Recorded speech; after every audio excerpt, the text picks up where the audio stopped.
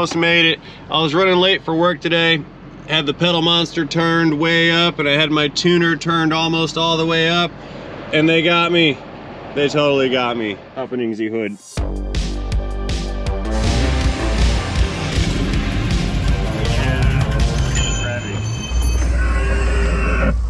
Oh, look who that guy is. Whoop, whoop. That's the sound of the police. Ha! 2017 Ford. I think this is an Explorer PPV. That's police pursuit vehicle. We got the K9 unit here. It's got some illuminators illuminated everywhere. Customer states they're here to have this vehicle caught up on some maintenance, and they specifically asked for some fluids. Now I think there's several fluids on this vehicle.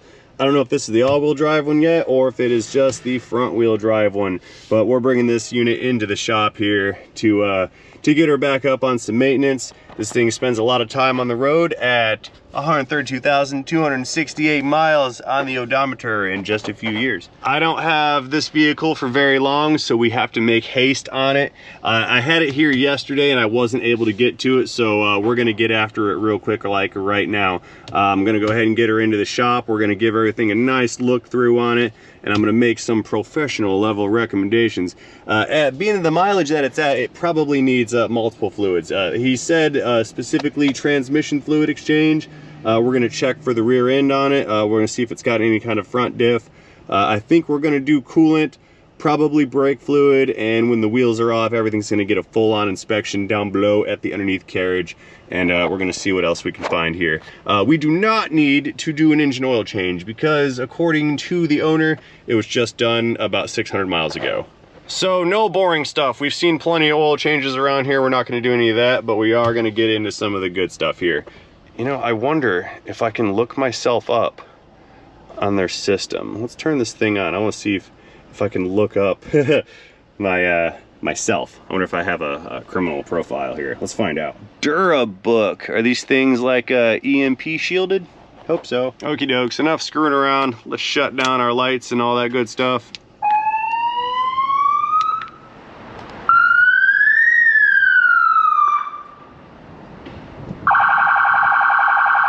Yeah, I probably shouldn't mess around too much because I'm watching them watching me. This thing's loaded with all kinds of gear on it. It's got the panel overhead. It's got a whole bunch of goodies down here for some information gathering. We've got our radios down below. Another one over there. That's the mic for some talkie action. Don't know what that thing is up there, but we also have prisoner cam. Look, I can see my truck. So that means this thing's got... I can see me too. I can see me seeing you. And I see you seeing me seeing you. This is weird. I need to put tape over this stuff. I can't handle this. Not a live recorded audience. Oh no. I'm unplugging everything. This is not good. I'm willfully submitting evidence that could be used against me in the court of law. So it said on the side this is a K9 unit, and I believe it's got some specialized equipment for canine purposes. We got the puppy dog containment area there. Nice radiator fan right here too. I guess that's to provide some airflow to our fur missiles. Ah, look at this right here. I found another feature unique to PPV vehicles. See this right here? This little door check. This is an addition, so you don't break the existing door check on the vehicle. So when you're pulling up to the scene and you slam it into gear and you fly out of it and you fling your door open, this thing will catch before it breaks off the door check. That's a very interesting feature right there. Really cool. That's probably born out of multiple broken door check pieces. Anyway, we were opening up the door because I wanted to go around back and check out what's going on here in the passenger compartment. See, we're not a prisoner transport unit. There's no back seat back here. Looks like this is just to contain the canines. Interesting. Yeah, got the dog cage. That door seems to open. We got a camera back here so we can watch our puppy power. Back storage area remains unchecked. You keep all your goodies back there. Interesting. No door panel. It's just nice and smooth. Alrighty. I'm not allowed in the back area, so we're not even going inside of there. So now that we're done playing around, getting ourselves in trouble with the law, breaking the law, let's go ahead and get this thing into the shop real quick, and see what we have to work with on this particular vehicle. But first, we're gonna go on a test drive. Ah, check that out, look. It has a pedal commander. This right here looks like it's a throttle gain similar to the Banks pedal monsters. If you guys aren't familiar with the Banks pedal monster, I'll leave a link down below to the install and the purpose of a pedal monster, which is available to the civilian market. But this pedal monster right here is a throttle gain controller. So I believe what that's going to do is allow you, the user or the driver, to have an exponentially increased throttle response based on how much foot pedal the driver is applying to the vehicle. So let's say you apply 5% throttle at the pedal commander may actually ramp that up to like 10, 15, 20%. And so you're gonna get a much snappier and more responsive and faster throttle than you could just simply by manipulating the actual accelerator pedal itself. The manufacturers, when they design the programming logic on these fly-by-wire pedals, they have them turned down way back. Remember with your carbureted car, you'd hit throttle and it was like, bam, instantaneous power. Well, we don't do that anymore. We have a mushy type of throttle, and it takes a long time for it to respond. But the pedal commanders and the aftermarket or the civilian market pedal monsters can make those responses much faster, and they come into play with more authority. In fact, I've got one set up in my Silverado over there. Let's take a quick intermission. I'll show you what I'm talking about real fast. Don't go anywhere. I have a visual aid here for a pedal monster. Let me just show you real quick in my my Silverado here. Starting the engine. Let's let these my Banks iDashes power up. Now the pedal monster, that's actually it's a component that you won't see. It's going to be located and stuffed away down on the under the dash. It connects to the connectors at the throttle or accelerator pedal position sensor, the APP. What they will do, this is the Banks iDash that controls my accelerator pedal. Now you're going to see two graphs right here when I apply throttle. White graph is user input and the red graph is output. You'll notice it's on stock. Now if I were to turn this up some, let's crank it up to sport mode. It goes all the way up into track mode, which that's too much. We don't want to run in track mode. We're going to run like Sport 5.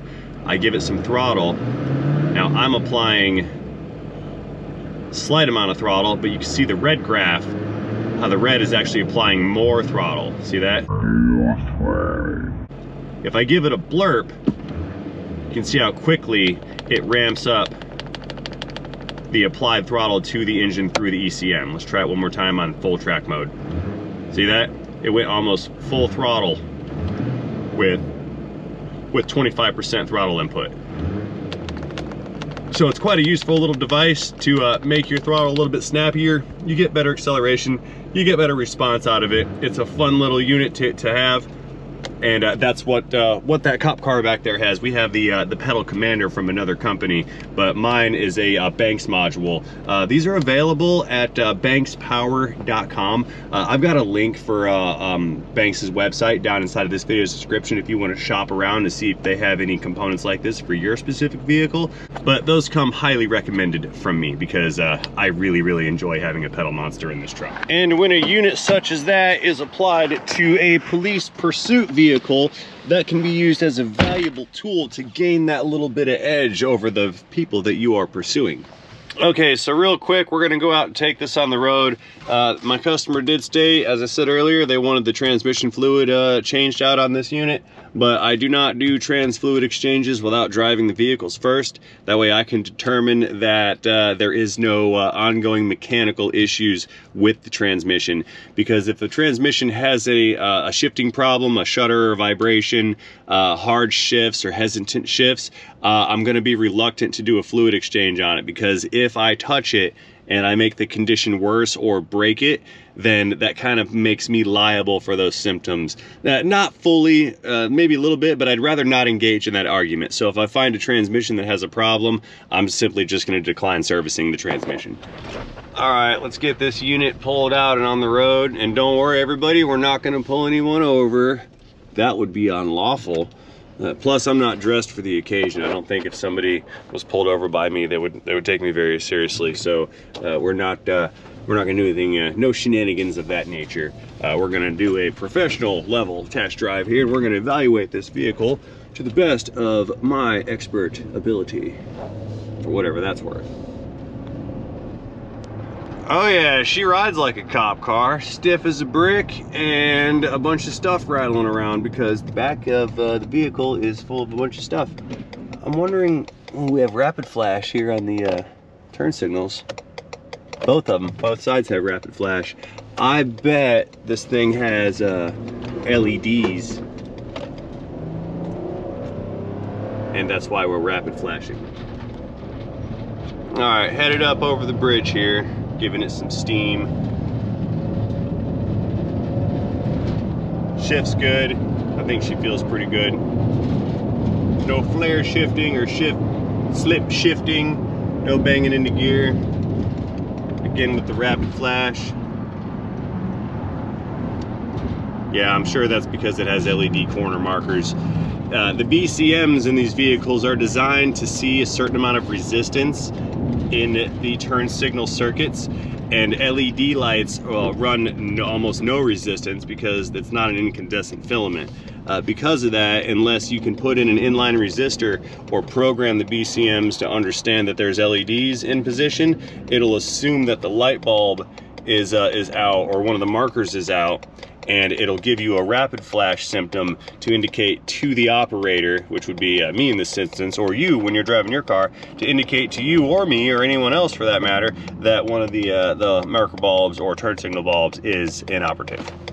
Fun fact of the day. Hey, so we're sitting in traffic and everyone's looking at us. Like, there's people in the next lane over and they were sitting like a couple car lengths back. Then that guy right there, he kept checking his mirror. And I'm just like, man, oh, let's go pull that guy over. Oh, that would have been good. Watch, this is gonna be awesome. I'm gonna catch up to him. He's gonna go, oh no, what have I done? But yeah, people think this is actually a cop car, and they keep like looking in the mirrors. I was watching their eyes dart around, and I'm thinking, you guys, if I were actually law enforcement, I would be suspect of you because you keep looking at me while I'm looking at you, and that makes me wonder why you're looking at me. Feeling kind of guilty?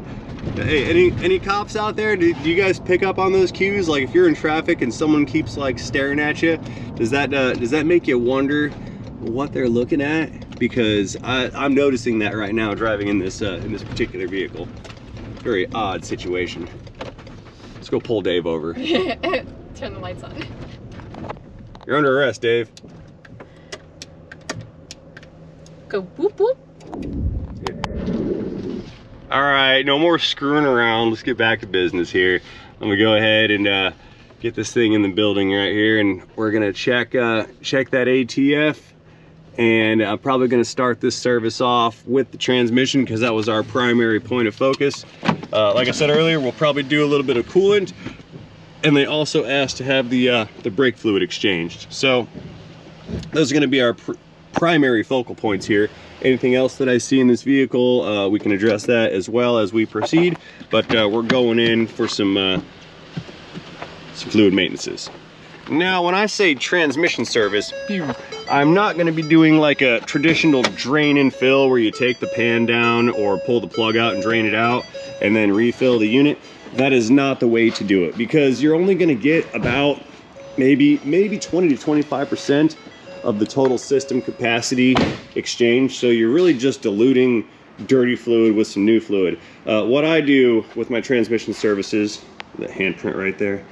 What I do with my transmission services is I have a positive displacement fluid exchange machine. Basically what that is it's a machine with, it's got a couple hoses and a storage tank on it. We will install approximately 16 quarts of brand new transmission fluid into the machine and then connect that machine to the transmission cooler lines. At that point, we'll start the engine.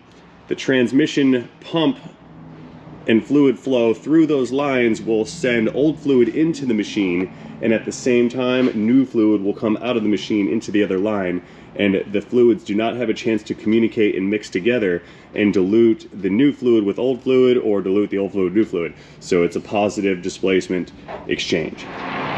Oh, they're mad at me. All right, well that helicopter's out there still kind of flying around. Maybe they are looking for me. Anyway, let's take a peek at our engine coolant first. That was on the list of things to exchange. Let's get a flashing light here. Illuminations. That coolant looks really gross. It's kind of like a brown watery color. Okay, I do want to exchange the coolant. How's that belt looking down there? It's a Gates belt. It's been replaced. Okay, that seems to be all right. Let me check this engine air filtration element here real quick, like, while we're doing some inspecting. Okay, we've got a K&N. That means that's the owner's responsibility. Okay, that's good. Brake fluid. Not horrible, but that is a 30,000 mile service as per the general consensus. Let's put that back. Tight, that's tight. Battery charger, okay. A lot of electronics here, so we have an auxiliary charger. That makes sense. Okay, so that's all of our fluid accesses from up here in the engine compartment. No power steering fluid because power steering is electronic on this unit. The shield came off. There. Okay, I've already set the rack when you guys weren't looking. Let's go ahead and run this thing on up. Back, subscribe button. Moving on up. We're like, no, officer. We weren't driving this around. It's been in here for service the whole time. All right, up in the air. Now, I believe on the locks. I do believe in the locks, but I believe that these things had a PTU, a power takeoff unit, and they wanted the trans fluid, or the fluid in those things exchanged like every 30,000 miles. But I'm not certain how to do that. I've heard of it being done, but I understand you've got to pull the catalytic converters out in order to add fluid to these PTUs. And this is the PTU right here. So we've got our engine oil pan, transmission over here, and then that auxiliary drive unit for the four-wheel drive feature is the PTU. But I don't know where that fill plug is. I think that's the drain plug right there. But as for the fill plug, I don't know. I'm wondering if we can drain it, put a hose in the drain plug, and then just backfill it through the drain in order to exchange the PTU fluid. I wonder.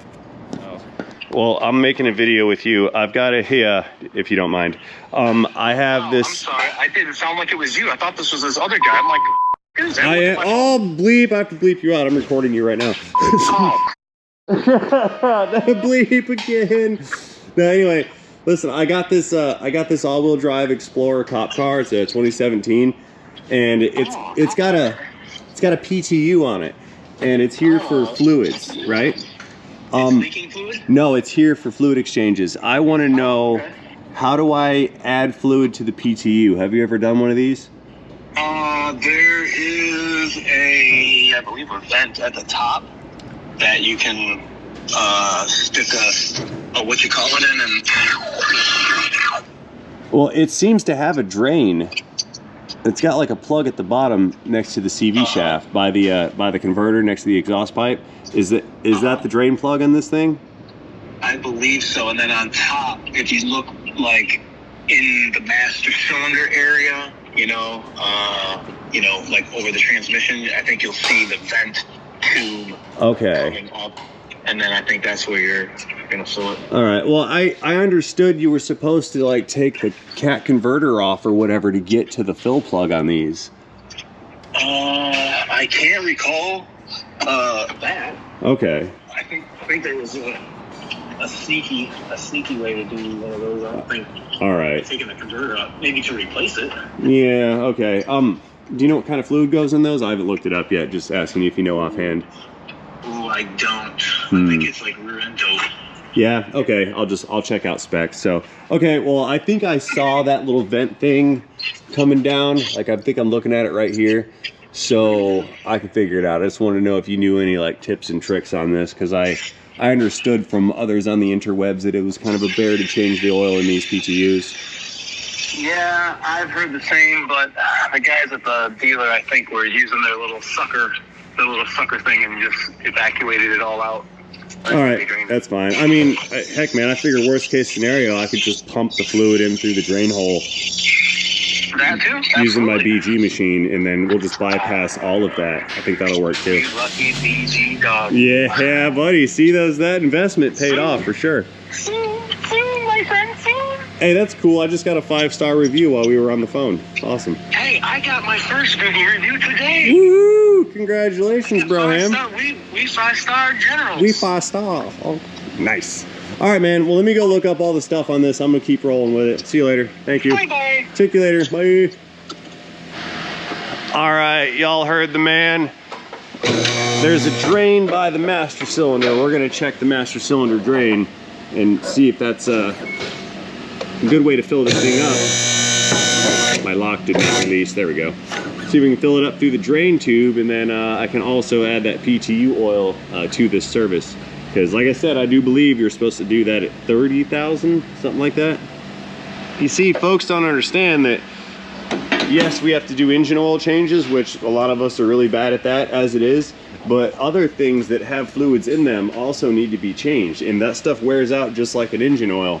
But we just harp on the engine oil all the time like that's the only fluid that exists in vehicles, and it's not. There's other stuff to do. So let's fire up the lightsaber illuminator.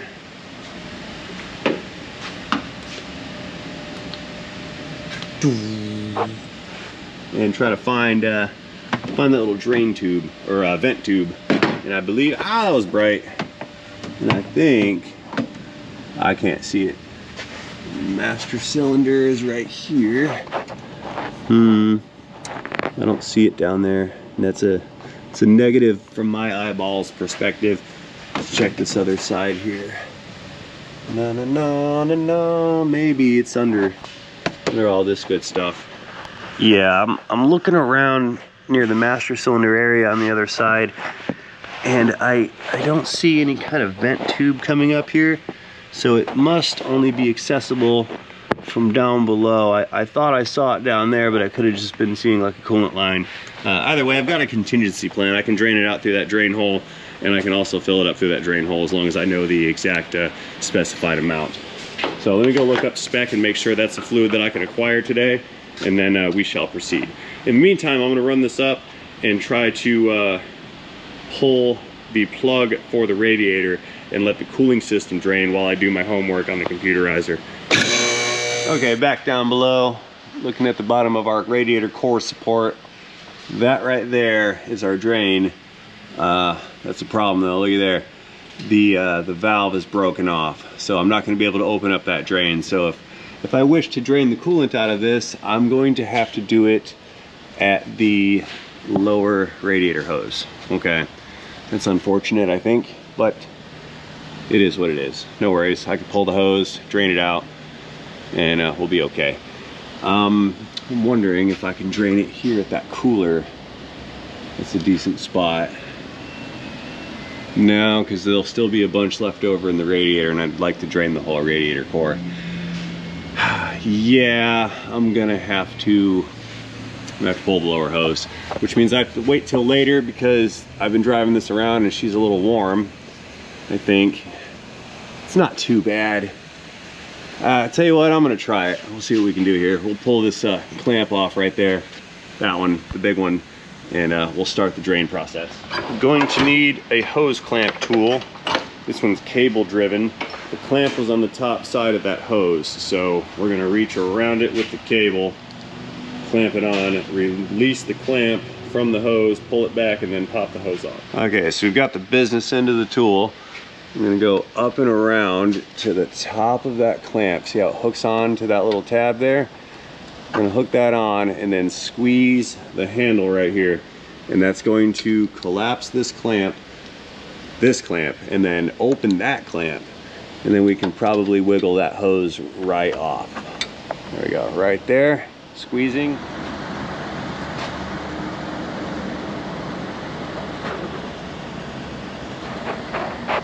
Hang on, I'm trying to see what I'm trying to see here. There it is, hold it right there.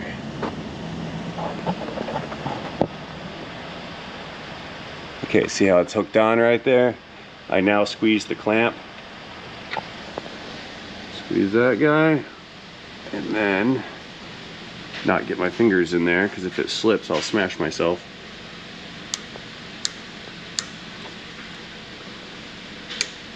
So what this is doing is shortening the cable up there, and it's squeezing that radiator clamp, which should start to open it up. Yep, it's moving. Oh, watch out! Ah, you got coolant on you.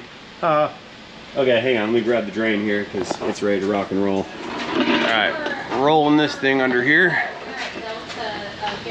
So let's see.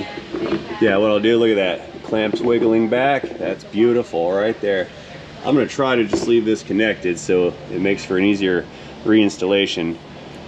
And I'm going to pull this back slightly. I'm going to try real hard to not just let it flow Niagara style and dump coolant all over me. Sometimes you pull it off, sometimes there's no avoiding it. So let's see what kind of time this is going to be. There we go, there we go, there we go, right there. Up, let it ride. Look at that. Okay, so we let this down some, leave that alone, let it drain. Cop car coming down.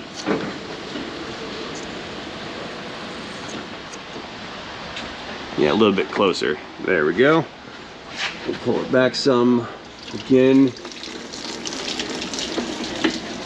Cool, minimal spillages. Ah, it found it away. Ah, it's getting after me, no! There we go. Look, it's just running its way all the way down the radiator core support. Look, more coolant everywhere. Back up some. Dave stole my drain. I just came over here and the drain wasn't here, and I'm like, ah, Dave must have stolen it. It's gone. Are you using the drain over there, sir? Yeah. No matter. I guess we're good. The trash can sufficed.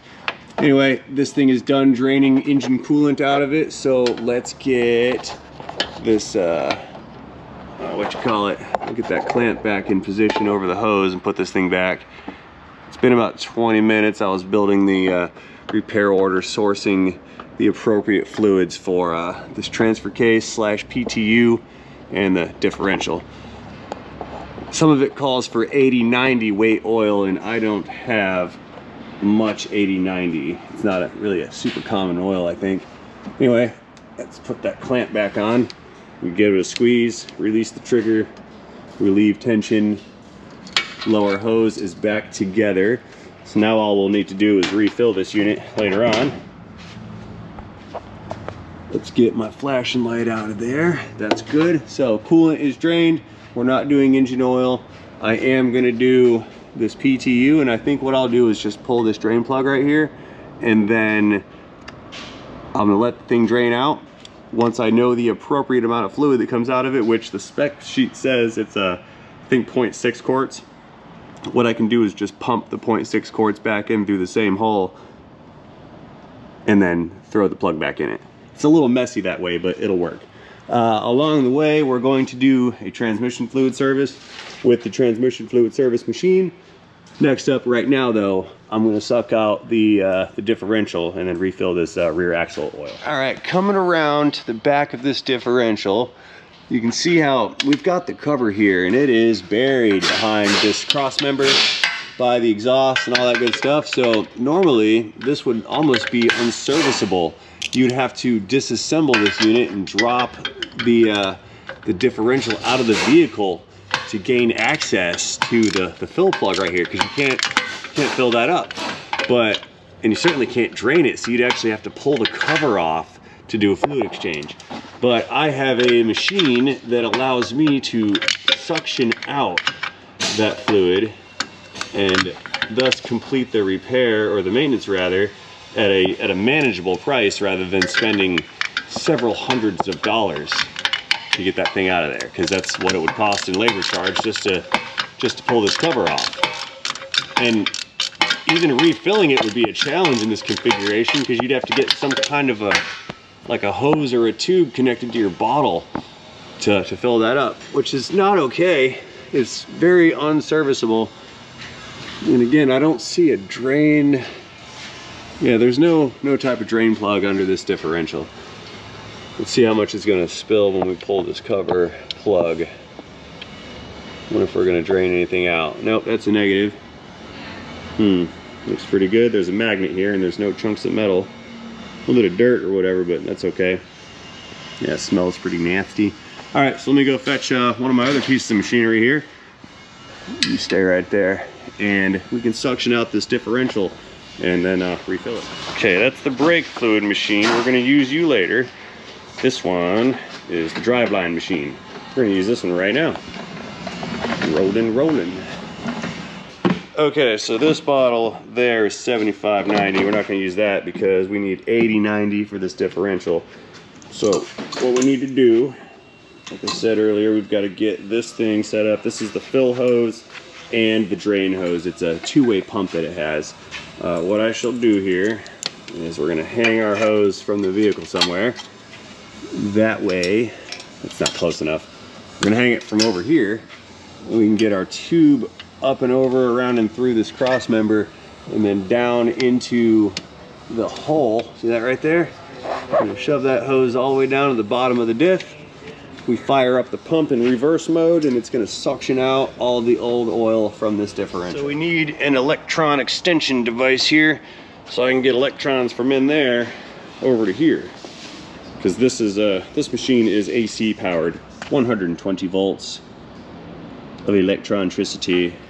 Zzzt. There we go. So now we're gonna set our machine to drain and drain. Fire it up.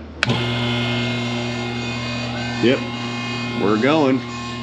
Suctioning and suctioning and suctioning. In the meantime, judo smash. Good to go. Let's go ahead and make sure that that tube is all the way down as far as it's gonna go. I don't want to do a partial evacuation here. Ow. Oh, there we go. Suctioning more. Now let's move this around just to make sure we get everything out of it.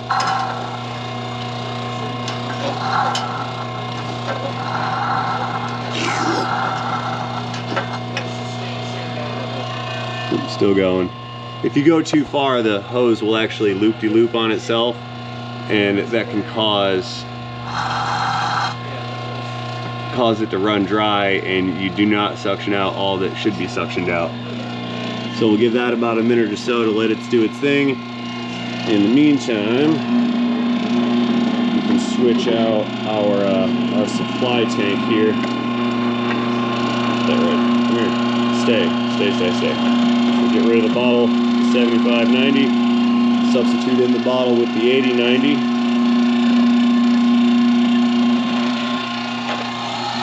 This thing sounds like it's done. Nope, more.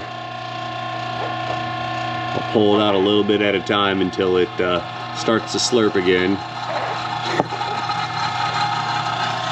Dipper. Pull it out a little bit more. Yeah, that hose right here is starting to curve. Y'all can't even see.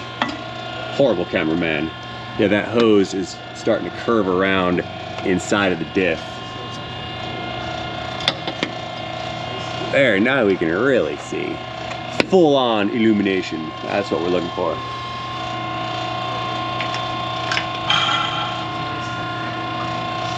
Still flowing. Diff oil is very thick, and this is a small ported hose, so it does take quite a bit of time to suction out all of that fluid, especially with a cold differential. Now, up here on this PTU, we're gonna do the same thing. We pull this little drain plug out right there. I'm gonna catch it in a bottle, measure everything that came out, and we will apply the exact same amount of fluid to the fill bottle. We'll use an empty fill bottle in the machine there, and then pump all that fluid back into this unit right here. That way we don't overfill it and we don't underfill it. And again, I think spec is 0.6 quarts, I think is what I've just read, or reread. Regardless, we need to figure out how to get that drain plug out, and I think we're going for maybe 1/4 inch drive. It's gonna be an Allen socket perhaps. A 1/4 inch size, yeah, that's 1/4 inch. Fits perfect. And I need a ratchet. 1/4-inch drive ratchet. Where's my ratcheting mechanisms? Ah, I have one over here. There she is. Straighten that up. See, this is efficient right here. We've got the machine doing some work for us, and we're over here somewhere else doing some other work. And that's good. Okay, unclickage. Oh, it's on there. Can you hear me? I said unclickage. There. Oh, machine's making noise. I think it's done. Let's go check on it real quick. Nope, pulling more out. Yeah, that hose is definitely looping around. No worries. We'll put our oil drain trash can right over here, just to make sure. A few moments later, I think we're done evacuating everything. Just move this around some more and make sure that we've got it all. I think we're good here. Now I'm gonna leave the hose in. We go back around to the other side of the machine here, shut it down. We're gonna switch to fill and fill. There we go. Oh, do not use. We use that one. Use to fill. Read. So fill and fill. Got the new fluid right here. Thing's already in. I need my drain can back, but Dave's using it. So we'll use the trash can. Because what's going to happen is when I fill this, it's going to overflow that differential. For now, that's in place. Fire this machine back up, and it's going to suction now from this container, send the oil into that container.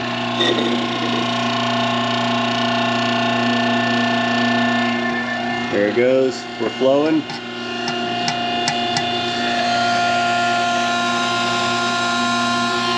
Flow, baby, flow. And when it overfills, then we're good. We shut the machine down, put the plug back in. That was more than a half a quart. It said 0.6 quarts, and I just used an entire quart on that. Okay, let's go get another one. Oh, right, never mind. Aye. Well, got it. There. Okay, that was 1 quart exactly. I think my spec table was a little off because that's the fill mark. And if it's a little over, I'll live with it. Close the valve. Yeah. Oh, you know what it was? We had to charge the line. So I probably used 4/10 of a quart just to charge the hose. Since we suctioned the hose out empty, I had to use some of that fluid to charge this hose right here. And now, then once I filled that up with its 6/10 of a quart, that's when she started to overflow. So that was a mathematical error on my part. Either way, this thing is full. It flowed out of the top of the drain, the top of the fill plug here. Let's get the plug back in position. Get her screwed in. Who knew? I got the goo on me. Ugh. It's gonna stink. Stink up the washing machine. I mean, it's fine, right? I'll just use brake clean. We're good. Stinky fluid. I cannot get it to thread. I have an idea. Okay, so here's the plan. I got the super thin ratchet. Now what I can do is I can put my finger on the end of the button here. So as I'm operating the ratchet, I can hold the fastener still so it doesn't unthread as I'm trying to thread this, because this is it's a super tight space in there. So reaching around from the top. See how we're doing that? But if I didn't hold that, it would just back out and go both ways. We don't want to go both ways. We only go one way.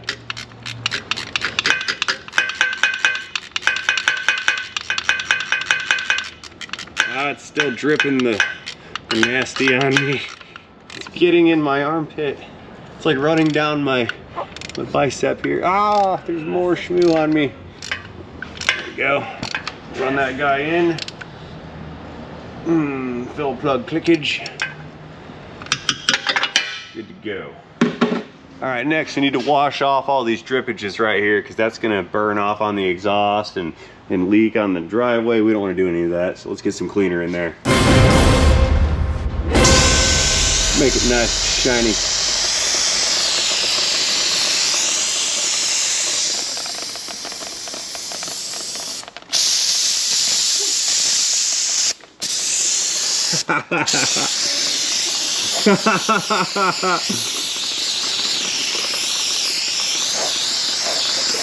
Clean. Beautiful. Nah.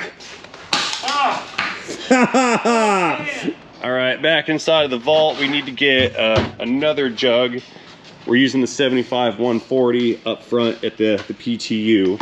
So, seeing as how we just established that there is a certain amount of fluid that will end up being contained with inside of this the hoses here, I want to go ahead and purge this 80-90 out of this hose. And what we'll do is we will pump out, we're doing fill and fill. So we'll pump this fluid out of the hose, open the valve, let it ride, here we go. That's all we need. Woohoo! We're firing. So we're gonna pump this till it turns green because the VG is green and the other stuff is not. There we go, that looks good. Let's close it up. There we go, power it down. Now I don't need to drain any fluid with this machine out of that because we can just pull the plug out of it and then let it drain for itself. But what I do need to do is collect what I drain out of it. That way I can measure exactly how much comes out, because we have to put in exactly what we drain out. So we'll dump that out of there. Nasty. We'll fill that oil filter up with it. You know, I'm gonna change my mind on the fly real quick. I don't want to do it with that tub over there. I'm gonna use my engine oil funnel, not that funnel, the fill funnel, this one. We're gonna use this to gauge the appropriate amount, because this one, like a graduated cylinder, has measurement marks on it, and that'll allow me to confirm with some degree of accuracy exactly what type of fluid's gonna have to, or how much fluid's gonna have to go in here. So what we'll do, we'll pull that guy out. Little drain plug there. I've never done a PTU service on these Fords.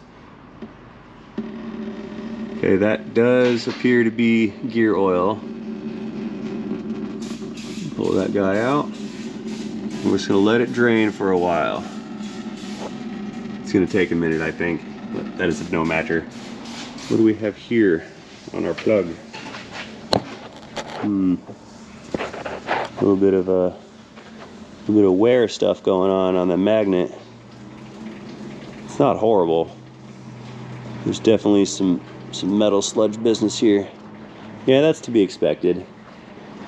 A little bit more than what I'd like to see, but not the end of the world. Okay. Okay, we're glug chugging away here. Like I said, spec was half a quart according to, or 0.6 quarts. And we're approaching that 0.6 quart mark right now, and we're still chugging along. Glug, glug. Alrighty, so here's how we're gonna do this. We're nearly 1000% finished draining, right? Like we're at a pretty slow crawl here. So the vast majority of this fluid has been drained out, and we had zero spillage except for that right there. And if we look, yeah, we're 0.6 quarts. That's right on the money. We're level. That's the 1 quart mark, and that puts us right there at 0.6. So I was incorrect in my assumption that we were going to use a full quart on that unit. I guess the thing was just kind of sitting a little sideways and it looked overfilled, but on a level surface, we're right at a half a quart. So I will be doing the 0.6 quart spec of the 75-140, which is this oil right here. Yeah, that's what I put in there, 75-140. So I need 0.6 quarts of that. So what I'll do is we're gonna grab this 80-90 bottle which is, make sure she's all the way empty. Yep, I'm gonna grab the 80/90 bottle and we're gonna fill that to its 60% mark. So we'll use milliliters, I guess, maybe. Can we do that? 16, no. Well, 28 ounces. So we need 14 ounces. That's 50% of the 28. We'll do it up to 16 ounces. That's pretty much right on the money. So what I will do is fill this bottle out of this bottle, knowing that this hose is completely charged. Then I will switch this bottle with this bottle and fill that differential until this bottle is empty, and that will give us the appropriate amount of fluid per the specifications. And this is how we cheat that little system and avoid the extremely difficult task of taking the catalytic converter out to get to that fill plug. That's how I'm going to do this. So we insert our unit, click our machine to the on position, and fill it on up. So we'll spin that around. Okay, valve opening. Gonna put in right at a pint. And I might just go a tad over because I'm sure I'm gonna spill some when I transfer the hose.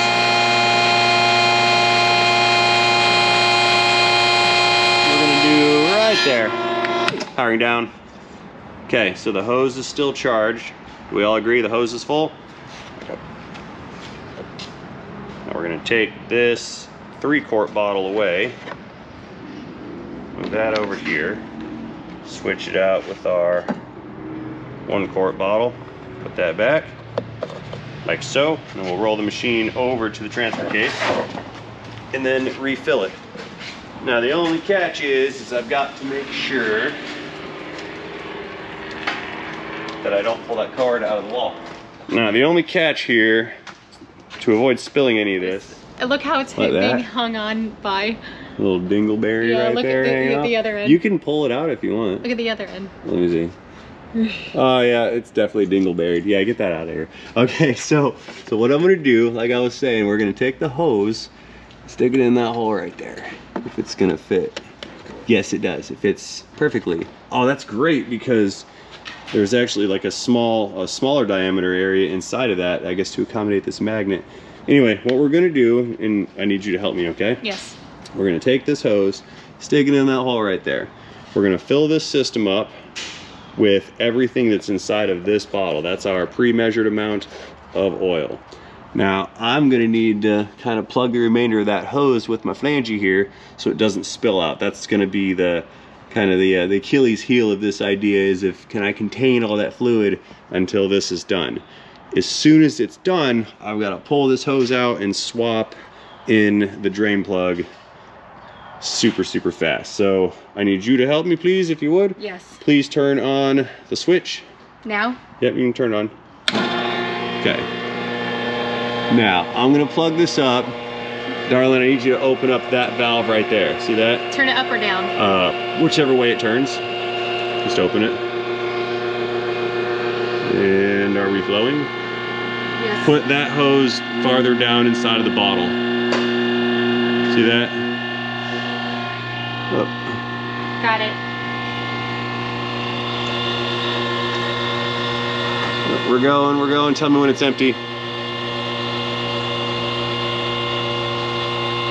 Is it empty? Not yet. All right, it's empty. Shut it off. Shut it off, shut it off. Okay, here, you hold this next. I need to switch flanges here and take the finger off this fill hole and then put the little plug back in. Totally a risky operation. I think I pulled it off. There we go. That's the drain plug. I cheated. I fought the law. The law lost. Dun, dun, dun, dun, dun, dun, dun. Nasty. It was worth it though.